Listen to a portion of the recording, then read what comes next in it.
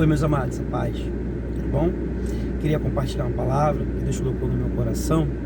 Está no livro de Neemias, capítulo 2. Só vou ler o versículo 20, que eu já acho que é interessante. É a resposta de Neemias. Está escrito assim: se possível, depois leiam ele todo. Então lhe respondi e disse: ó Deus dos céus, é o que nos farás prosperar, e nós, seus servos, nos levantaremos e edificaremos. Mas vós não tendes partes, nem justiça, nem memórias em Jerusalém. Amém? Nós estamos falando aqui de Neemias. Com essa história, Neemias se ofereceu ao rei Artaxerxes, né? Primeiro da cidade de Sussem, né? Que sabemos que quando o povo babilônico ele é dominado pelo Ciro foi profetizado através de Daniel que ele libertaria o povo de Jerusalém e o povo de Judá voltaria para sua cidade. E sabemos e conhecemos que Ciro ele decreta a legalidade que todos os seus judeus voltar para sua cidade para reconstruir o seu templo. E sabemos a preocupação de Neemias, quando acredito que ele tomou posse desse conhecimento. Também Neemias já estava na Pérsia. Neemias ele tinha um cargo de extrema importância. Neemias era copeiro de Artaxerxes I. Neemias tinha uma condição muito boa, condição de um eunuco. Eu acredito que Neemias não precisava mais se preocupar em ajudar a reconstruir o templo.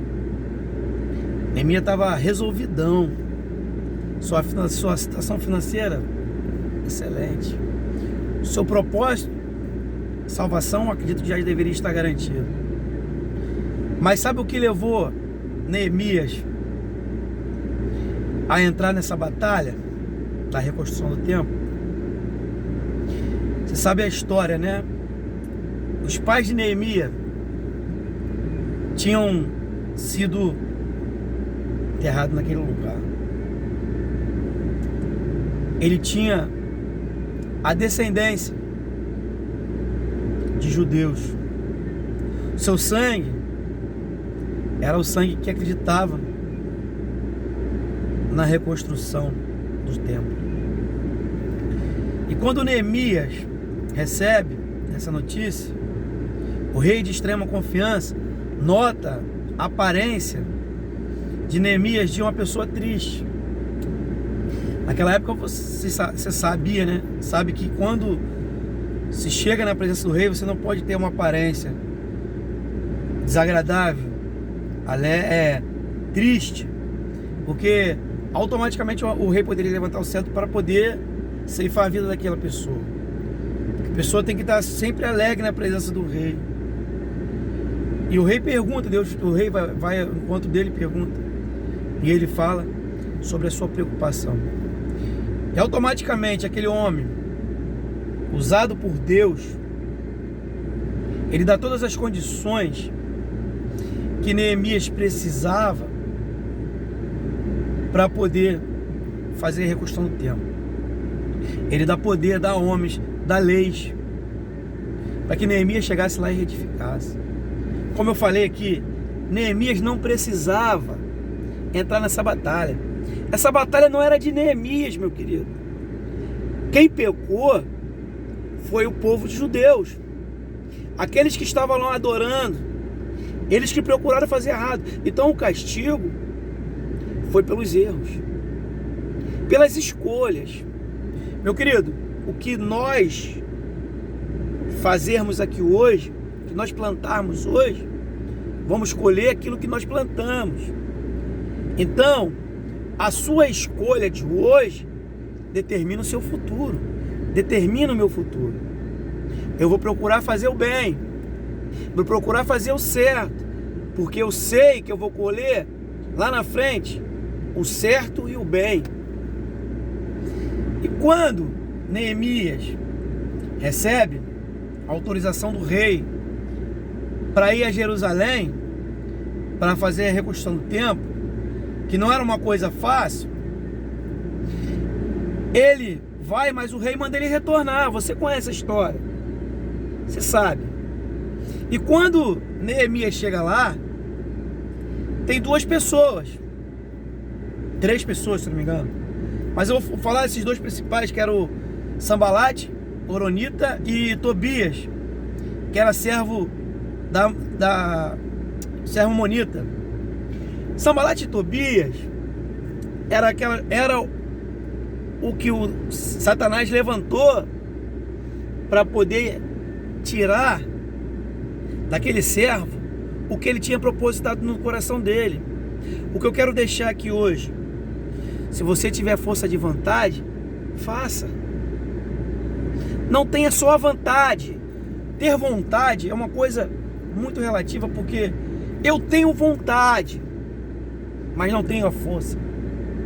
A minha força, ela vem do Senhor. Quando propositarmos fazer alguma coisa para Deus, cumpra. Se você propositou, vai até o final, porque aquele que te chamou te garante.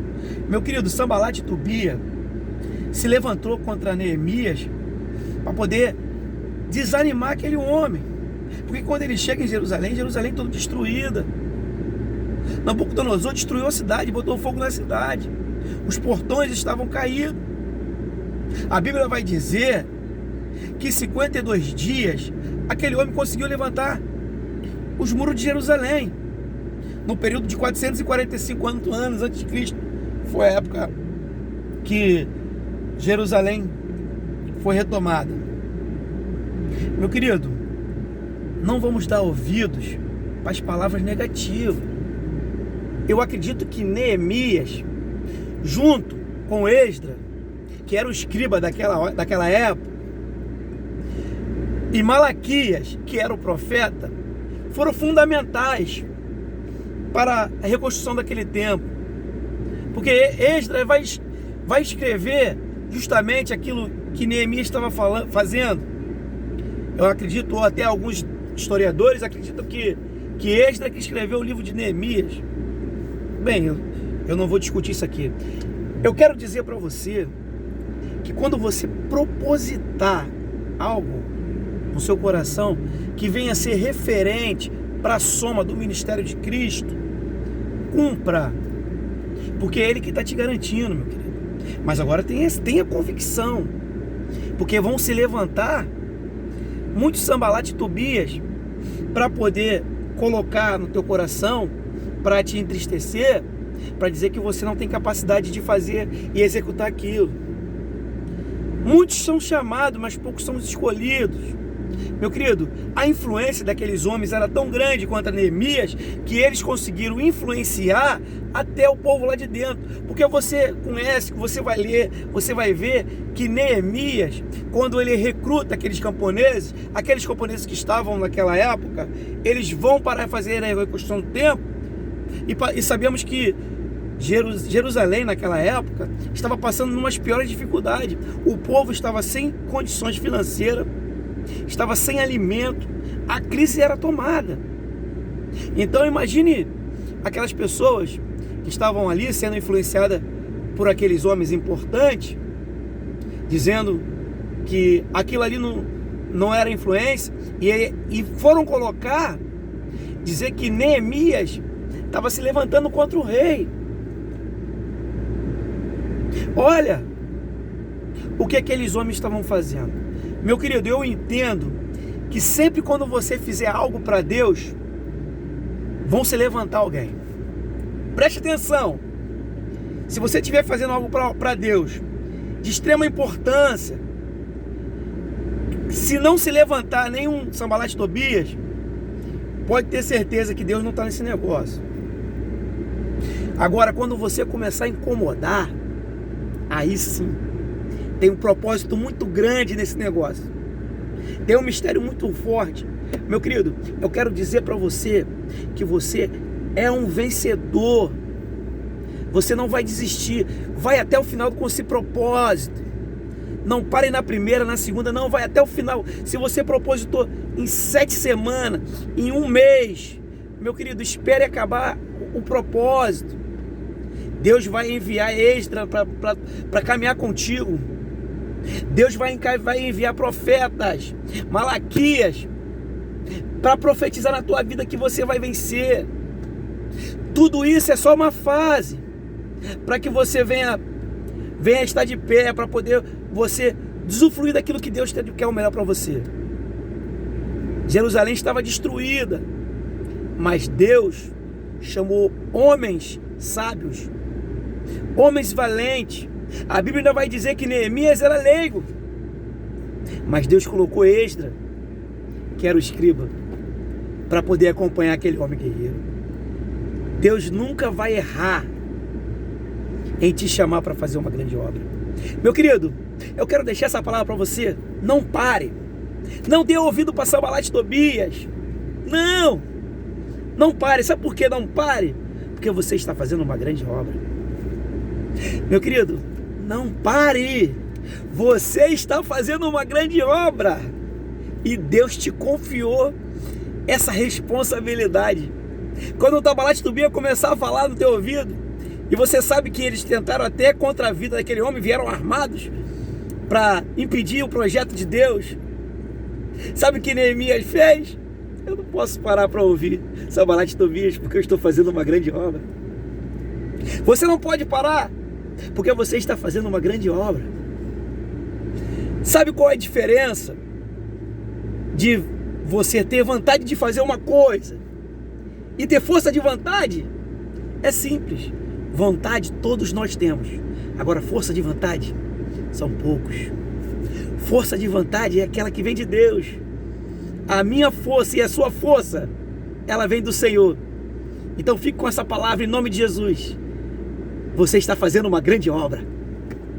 Levante templo, construa mais igrejas, saia mais para pregar a palavra, faça cultos em lares, pregue a palavra do Senhor.